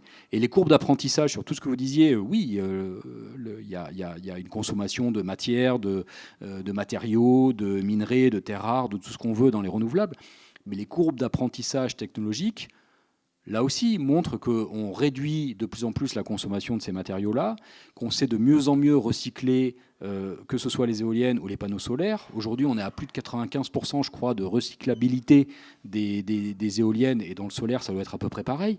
Donc ça montre qu'on va peu à peu produire plus d'électricité avec les renouvelables, tout en consommant moins de matériaux nouveaux. Donc allons-y quoi. Voilà, c'est pas parfait, c'est pas facile, c'est pas sans incertitude, mais moi je trouve que ça vaut la peine d'être exploré. Ouais. Et après, sur la deuxième question, on est contre plein de choses, mais on est pour plein de choses aussi. Sur la transition énergétique, on n'est pas juste contre le nucléaire, on est pour les renouvelables, on explique très concrètement comment on peut y arriver. Sur la transition agricole, on est contre l'élevage intensif, mais on est pour l'agriculture écologique, l'agriculture biologique, on est pour réduire la consommation de viande et augmenter la consommation de protéines végétales, de légumineuses et tout ça. Donc on n'est pas uniquement dans une dénonciation de la société telle qu'elle est aujourd'hui. Et il y a un chapitre du bouquin qui est sur ce que serait une société écolo, non pas idéale, non pas parfaite, mais souhaitable en tout cas. Et on a travaillé chez Greenpeace avec plus de 200 ou 300 personnes qui ont travaillé là-dessus, à essayer d'imaginer ce que serait une société dans laquelle nous, on aimerait vivre. Et c'est plutôt porteur d'espoir. C'est-à-dire c'est une société qui se réconcilie avec la nature, c'est une société plus apaisée, c'est une société où les inégalités sociales sont réduites. Elles n'ont pas disparu, on n'est pas naïf non plus, on n'est pas utopiste, on sait bien qu'on ne va pas résoudre tous les problèmes de la planète en quelques années, ni même qu'on n'arrivera peut-être jamais à les résoudre totalement. Mais en tout cas, une société plus apaisée, plus sereine, moins en souffrance et réconcilier avec la nature, avec le vivant, ça nous paraît non seulement souhaitable, mais surtout possible. Et donc c'est vrai qu'on essaie d'esquisser un peu ces pistes-là et de lancer ça. Mais, et je termine là-dessus juste, c'est vrai qu'aujourd'hui, on a un vrai problème, c'est qu'on manque d'un imaginaire collectif qui nous permet de nous projeter dans cette société-là, justement. C'est-à-dire que souvent, quand on se projette dans des sociétés futuristes, c'est soit apocalyptique, c'est-à-dire c'est le post-catastrophe nucléaire ou autre, et c'est des sociétés absolument détruites, ou alors c'est Black Mirror, c'est des sociétés ultra technologisées, où tout le monde est sous surveillance, ou enfin, c'est pas forcément des choses qui donnent envie de se projeter. Et on manque comme ça d'un récit un peu collectif qui nous permettrait de nous projeter dans à quoi ça ressemblerait notre vie si on était dans une société plus écologique. Donc moi j'essaie de le faire dans ce bouquin-là, il y a tout un tas d'autres personnes qui essaient de le faire aussi, mais on a besoin de récits comme ça, que ce soit des livres, des films, des séries, je ne sais quoi, qui nous permettent de nous projeter là-dedans. On avait une question qui était là derrière. Ici, par là-bas. Bonsoir, merci. Ça va rebondir sur deux questions précédentes, parce que cette année, c'est aussi le 50e du rapport Meadows sur les limites de la croissance. Et souvent, quand le débat ne se focalise que sur la question énergétique, on a l'impression que si on trouvait la baguette magique avec une énergie qui n'émet pas de CO2, on aurait réglé tous les problèmes. Or, le rapport Meadows, il a prévu cette hypothèse dans un de ses scénarios. Et en fait, ça n'évite pas l'effondrement. Parce que plus globalement, il y a le fait qu'on extrait beaucoup trop de tout et qu'il y a aussi des limites planétaires. Donc bien sûr, l'énergie, c'est important, mais il n'y a pas que ça. Et finalement, dans tous les scénarios, il y a la question effectivement de changer nos modes de vie, mais de façon radicale pour arriver à une sobriété. Et ce terme sobriété, d'ailleurs, vous l'avez utilisé, bien sûr, mais je crois qu'on est beaucoup à trouver. Ce matin, c'était le point de vue sur le rapport du GIEC d'un historien, Fressos, qui disait le GIEC, pendant longtemps, en fait, il a un peu édulcoré son discours. Et la question que je pose, qui rebondit sur celle d'un monsieur juste avant, c'est quel est le bon levier pour convaincre les gens? Parce que vous-même, vous disiez, si vous proposiez toute une série de mesures, vous ne seriez pas élu avec. Donc, à la fois, c'est une préoccupation des Français, mais à la fois, si on leur dit il faut moins prendre la voiture, etc., ils ne vont pas vous élire. Et donc, il y a des responsabilités de l'État. Mais l'État, il va être incarné par un gouvernement qui résulte d'élections. Et quand on voit ce qui est annoncé en termes ou ce qu'on voit les élections précédentes, on ne va pas faire de pronostics sur les élections à venir. Donc, quel est le bon levier pour convaincre les gens? Moi, j'ai l'impression, je ne sais pas, et vous allez me dire, qu'à la fois, on sait un peu vaguement, mais pas assez. Les gens ne savent pas que c'est 10 tonnes qu'ils émettent chacun, ils ont une empreinte carbone de 10 tonnes, que quand on fait 10 000 km, c'est 1,5 tonne, que quand on mange. Et que déjà, ça, chacun soi-même, ça permet de ne pas rester dans le flou et de faire des actions plus précises. Et alors on dit qu'il ne faut pas leur faire trop peur, il ne faut pas trop dire ce qui va se passer, parce que ça va les démobiliser. Et je ne sais pas. Voilà. Je ne sais pas moi-même quel est le bon levier, c'est une question que je me pose. Est-ce qu'il ne faudrait pas être beaucoup plus cash sur des conséquences? Les scientifiques parlent de température létale, à plus 2 degrés, plus 3 degrés, c'est 2 mois de température létale, enfin, etc. Quel est le bon levier? S'il y avait un bon levier, si on le connaissait, on l'aurait activé depuis bien longtemps. Non, je pense que c'est compliqué parce qu'il y a plusieurs leviers à actionner. Déjà, vous parliez du rapport Meadows. Si vous l'avez pas lu, faites-le. C'est hallucinant, 50 ans après, à quel point il est encore d'actualité. C'est assez dingue à quel point les gens qui ont travaillé dessus étaient vraiment visionnaires et précurseurs. Malheureusement, j'ai envie de dire, mais aujourd'hui, tout reste d'actualité, c'est assez dingue. Non, il y a plusieurs leviers. La prise de conscience en est un. Je pense que c'est celui sur lequel on a le plus travaillé et le plus avancé ces dernières années. C'est-à-dire que les questions climat, quoi qu'on en pense, on se plaint là que le sujet ne soit pas assez fort dans les débats publics avant l'élection présidentielle. Mais si on se projette quelques élections présidentielles en arrière, on n'en parlait même pas du tout. C'était juste pas un sujet. Donc c'est déjà devenu un sujet trop faible, mais on avance. Il y a quand même une prise de conscience mondiale qui s'est faite là en quelques années autour des marches climat, qui s'est mobilisée comme jamais elle ne s'était mobilisée sur ces sujets-là. Ce n'est pas suffisant, mais c'est vrai que c'est un vrai levier en termes de prise de conscience. Maintenant, il faut arriver à transformer cette prise de conscience en passage à l'action. Et je pense que c'est aussi en agissant que les gens déjà ont moins peur de ces situations-là, se disent que quelque chose est possible et que plus on agit, plus on a envie d'agir et plus on agit fortement. C'est vrai que moi, souvent les gens me disent « mais qu'est-ce que je peux faire ?» Je leur dis « mais peu importe, mais faites quelque chose, quoi. Si c'est juste commencer en mangeant moins de burgers, c'est déjà ça. Et ça permet ensuite d'entreprendre d'autres changements et tout ça. C'est vrai qu'en agissant, on se rend compte que les choses sont possibles. Donc je pense qu'il faut agir à son niveau, ça c'est clair. Je suis convaincu aussi qu'il y a un vrai travail à faire de notre part, organisation environnementale, mais plus globalement aussi les responsables politiques dans la promotion des solutions. On le voit bien, hein, dès qu'on parle d'enjeux, c'est compliqué de faire passer le fait que des solutions sont possibles, qu'elles sont réalistes, qu'elles sont déjà mises en œuvre, déjà parfois dans certains territoires, mais qu'aujourd'hui il faut les répliquer, il faut les amplifier, tout ça. Donc il y a un vrai travail à faire sur le fait que des solutions existent, qu'elles sont connues et qu'elles sont possibles, et qu'elles ne sont pas à la fin, et c'est là que je dis qu'on manque d'un imaginaire collectif dans lequel on peut se projeter, que ces solutions ne sont pas synonymes de souffrance et d'austérité. Qu'on n'est pas dans la fameuse écologie punitive dont beaucoup de responsables politiques nous bassinent à longueur de journée. Que non, moins de viande, moins de voitures et moins d'avions, c'est pas une société triste et ennuyante. C'est au contraire, c'est une société pour moi apaisée qui permet aussi de faire autre chose, de vivre autrement, de prendre plus de plaisir et d'avoir plus de loisirs aussi. Enfin, c'est du vivre mieux, tout ça.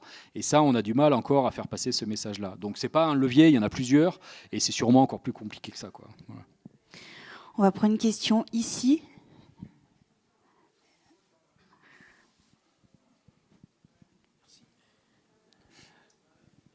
Alors, je trouve que votre intervention est très intéressante par sa pondération, par ses aspects concrets, etc. Donc tout ça, c'est très bien, très positif, et ça donne grandement envie de lire le livre. J'espère que vous en avez amené assez. Bon, enfin, c'est Thierry, ça. Bon, est-ce que vous ne croyez pas quand même que l'impératif écologiste qui maintenant nous crève les yeux, hein, il est énorme, est-ce qu'il n'a pas été un peu mis à mal par des moments où c'était un peu alarmiste, avec des calendriers très serrés, et puis les gens ont dit, bon, on a crié au loup, puis finalement le danger n'était pas si proche.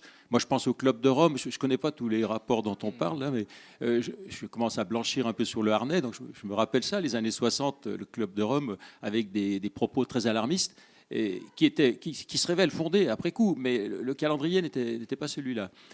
Alors, il y a ça qui pose question un peu. Je pense que les gens maintenant se sont un peu démobilisés pour certains. Les exemples aussi d'actes concrets écologistes n'ont peut-être pas toujours été très probants. Et puis, je me demande s'il y a suffisamment de réalisme et d'empirisme chez les écologistes. L'exemple des grandes villes qui ont été conquises par les écologistes n'est pas toujours très emballant. Quand on voit à Lyon, là, Doucet qui s'amuse avec de l'écriture inclusive ou des budgets genrés, moi je trouve que ces choses-là sont vraiment décalées par rapport aux impératifs qui sont devant nous. À Bordeaux, je crois que c'était une histoire de sapin de Noël ou de Tour de France. Enfin, bon, Grenoble, on a Grenoble plus proche, qui peut-être où c'est un meilleur exemple.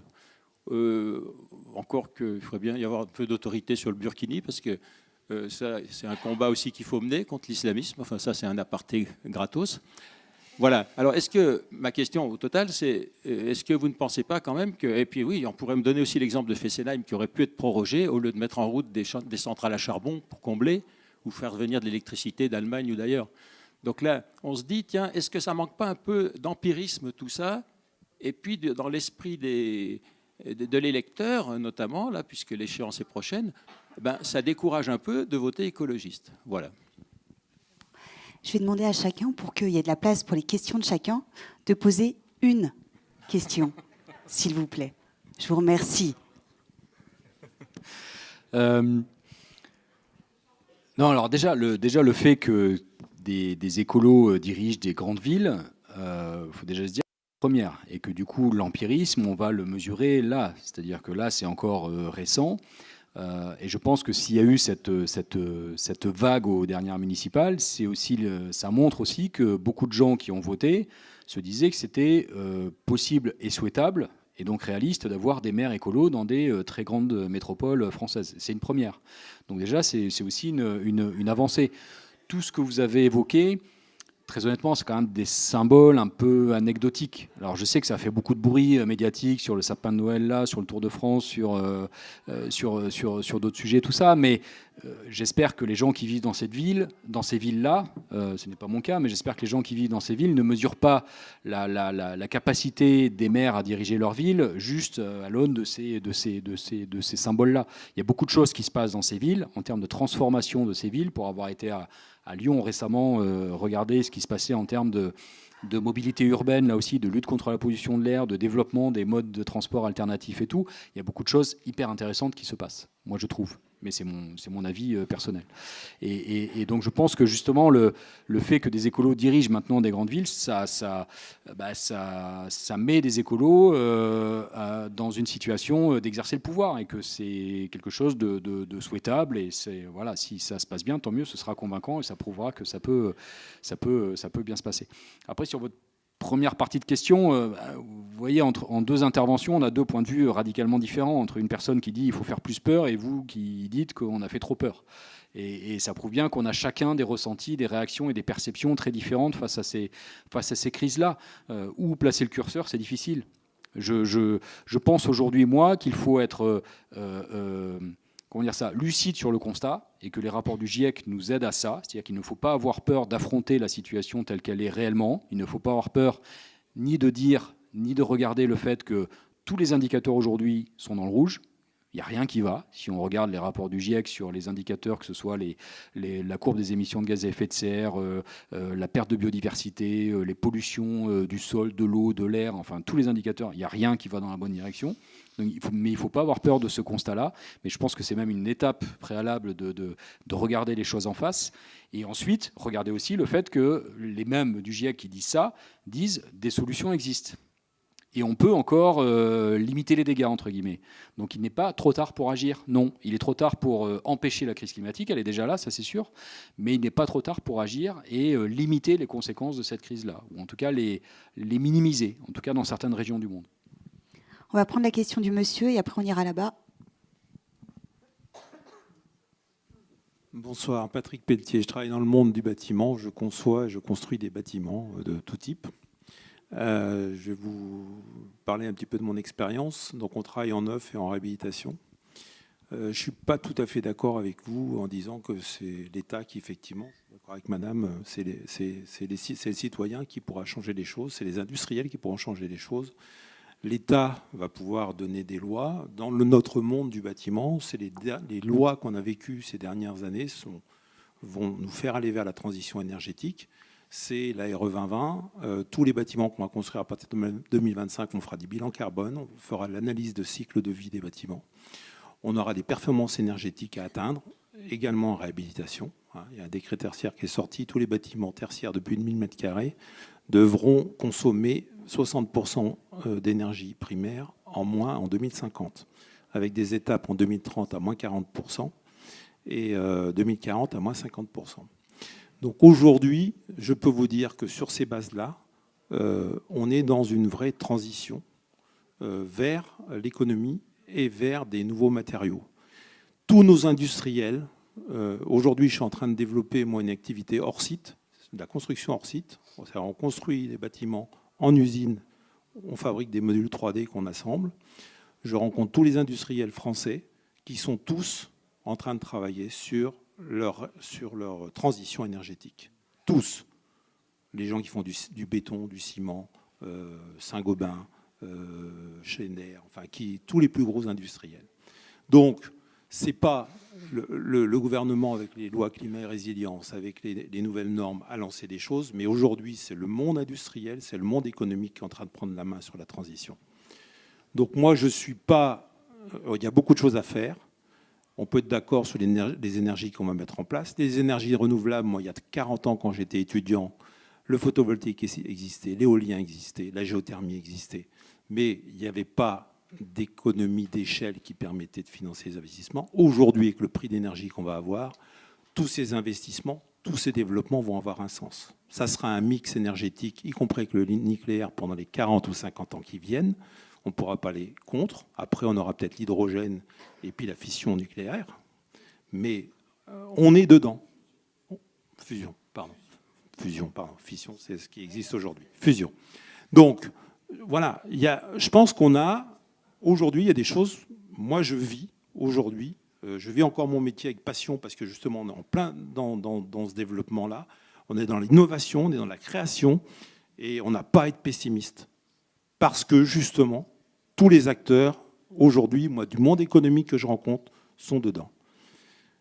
Pas que l'État qui décidera, qui fera les choses, parce qu'il n'en a plus les moyens, parce que le quoi qu'il en coûte, il a ses limites, donc il n'en a plus les moyens, il ne pourra que décider sur des orientations politiques, effectivement, mais je peux vous assurer qu'aujourd'hui, moi je suis persuadé que dans notre monde, enfin dans le monde que je vis, je construis aussi, également des usines en ce moment pour le monde automobile, je peux vous dire que le monde automobile est en pleine révolution également, donc on peut être optimiste parce qu'on est intelligent et on est capable de faire des choses. Alors, sur les moyens d'agir, c'est le portefeuille. La grosse erreur qu'a fait le gouvernement aujourd'hui, c'est de bloquer le prix de l'énergie, le prix de l'électricité. Nous, sur les études de rénovation de bâtiments qu'on fait, sans rien faire sur les bâtiments qui ont été construits sur ces 50 dernières années, en pilotant mieux les bâtiments, en baissant effectivement d'1 degré ou 2 degrés les températures, dans les appartements qui sont la plupart du temps à 23, on peut faire 30% d'énergie sans faire aucun investissement. 30% d'économie d'énergie sans faire aucun investissement, c'est-à-dire sans pénaliser le bilan carbone. Voilà, on sait faire des choses. Mais encore faut-il que c'est des sujets qui soient très techniques, il faut évangéliser. Et malheureusement, je vous dis, tous les industriels aujourd'hui sont en train de travailler parce que ils savent que l'énergie va leur coûter beaucoup plus cher. Donc ils sont condamnés à le faire pour continuer à exister. Et il faut que le citoyen lambda, faut quelque part, pour qu'il se rende compte, pour qu'il fasse des économies, il va falloir qu'il paye plus cher. Parce que de toute façon, toute cette transition énergétique-là, il faudra la payer. Il faudra financer tous les équipements dont vous avez parlé tout à l'heure, qui se feront certainement, mais il faudra bien les financer. Et pour les financer, il faut que l'énergie coûte plus cher que ce qu'elle coûte aujourd'hui. En France, l'énergie, c'est une des moins chères du monde. Monsieur, il faut est-ce que vous aviez une question en particulier? Non, j'avais cette remarque à faire. Je vous remercie. Je vous remercie. On va passer à la question qui est juste ici, s'il vous plaît, là-bas. Est-ce qu'il y a d'autres questions en attente? Une là, OK. Et des questions, s'il vous plaît. Bonsoir. Je suis très étonnée qu'on parle d'un tas de sujets et que le plus basique, l'alimentation, l'agriculture, passe pratiquement sous silence. Alors que moi, ça me révolte un peu parce que je suis issue d'une famille d'agriculteurs. On sait qu'actuellement, il y a un agriculteur tous les jours qui se suicide. J'ai un frère qui est agriculteur dans le département de l'Aube. Alors, c'est les grands champs. Il ne pense qu'à une chose. Pour bien vivre, il est obligé d'acheter des hectares, des hectares et des hectares. Et le discours écologique, moi, je ne lui en parle pas parce que pour lui, c'est du blabla, tout simplement.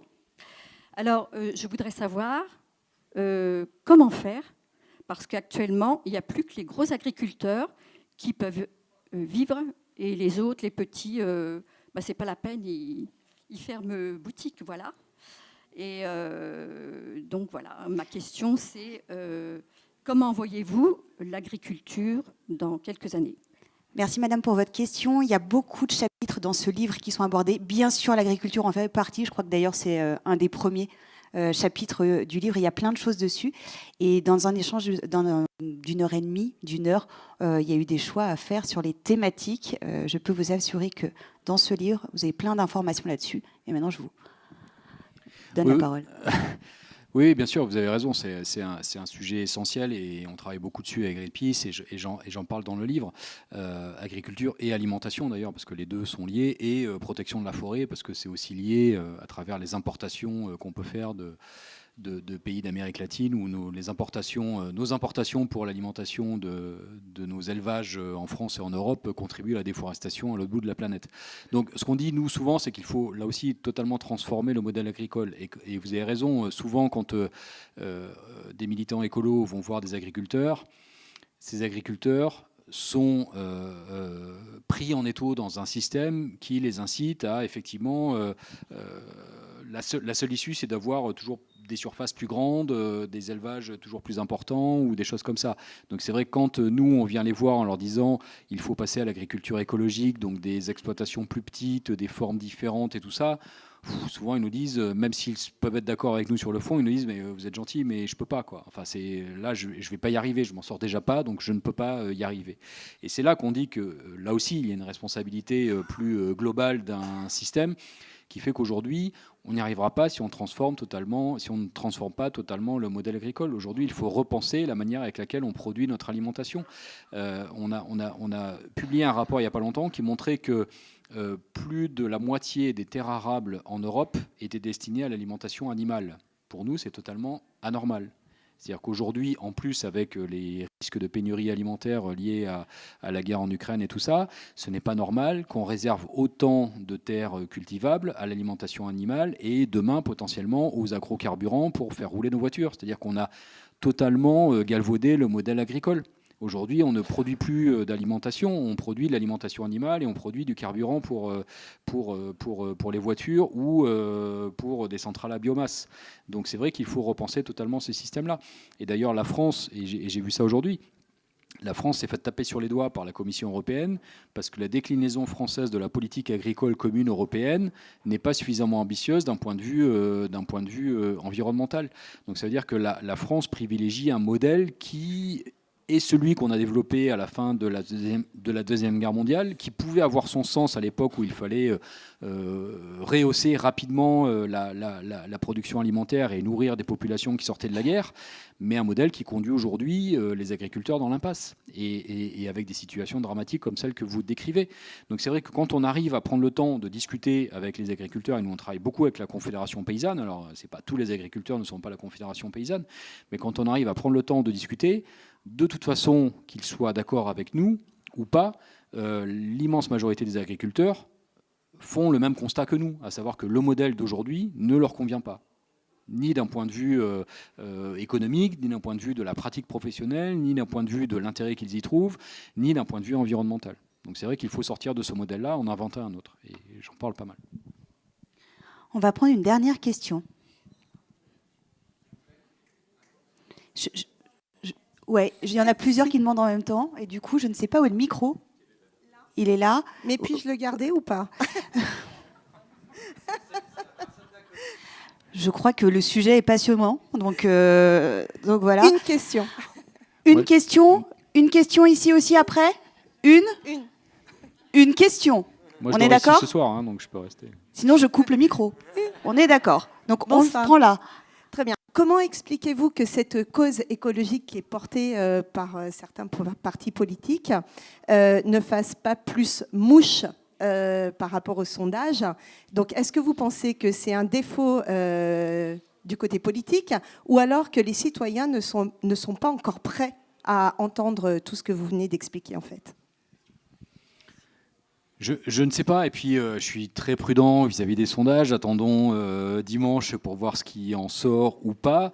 Malgré tout, si on additionne, alors je sais que c'est plus compliqué que ça, hein, mais si on additionne les intentions de vote des différents partis qui aujourd'hui ont des propositions écologiques intéressantes, on se rend compte que l'écologie n'est finalement pas si mal dans les intentions de vote. En tout cas, mieux que lors des présidentielles précédentes. Donc on peut aussi voir ça comme quelque chose de positif.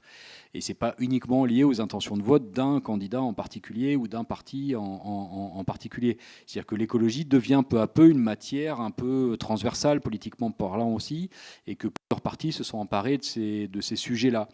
Donc j'ai tendance à me dire que finalement, c'est pas si mal. C'est loin de ce qu'on pourrait souhaiter, enfin de ce que moi je souhaiterais bien sûr, mais c'est finalement pas si mal que ça. Une question par ici. Oui, bonsoir, merci. Vous avez évoqué le fait que le chef de l'État a fait beaucoup de promesses et qu'il ne les a pas tenues. Bon, moi, en tant que citoyen de notre pays, je ne sais pas si les autres présidents n'ont pas également fait beaucoup de promesses sans les tenir. Alors moi, j'ai une question de realpolitik à vous poser. Nous sommes le 24 avril et vous êtes élu président de la République française. Quelles sont, concrètement, et là, ce n'est pas simplement pour moi des orientations ou un livre à écrire, c'est des décrets à signer. Quelles sont les 3 ou 4 décisions que vous prenez immédiatement pour la France, sans faire en sorte que le pays soit retourné? Parce que les conséquences de toutes les décisions seraient, sachant qu'il y a vraiment des décisions à prendre, mais quelles sont-elles? Merci. Donc vous allez répondre à l'annonce que vous avez vous-même publiée.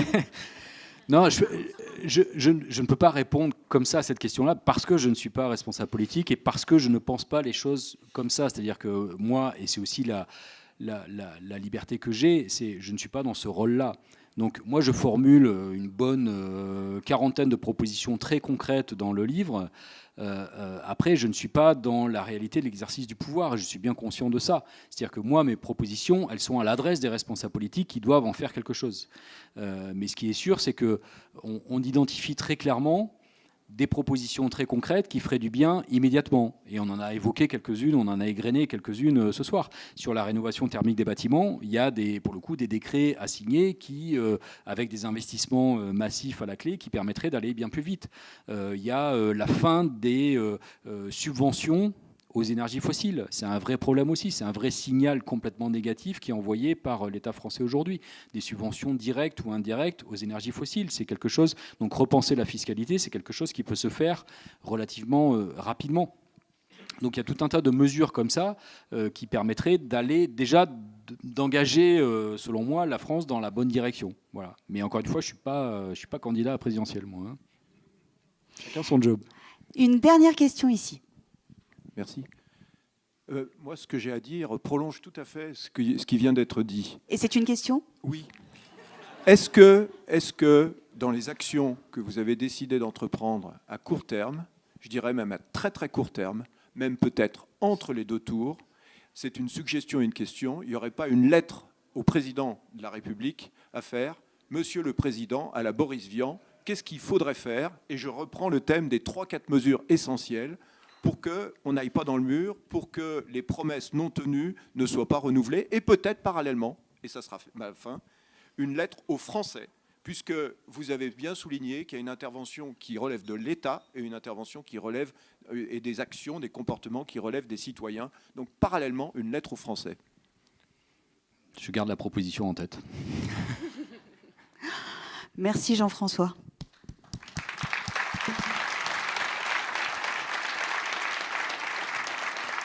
Son livre est là, la librairie Garin est ici, vous avez son livre.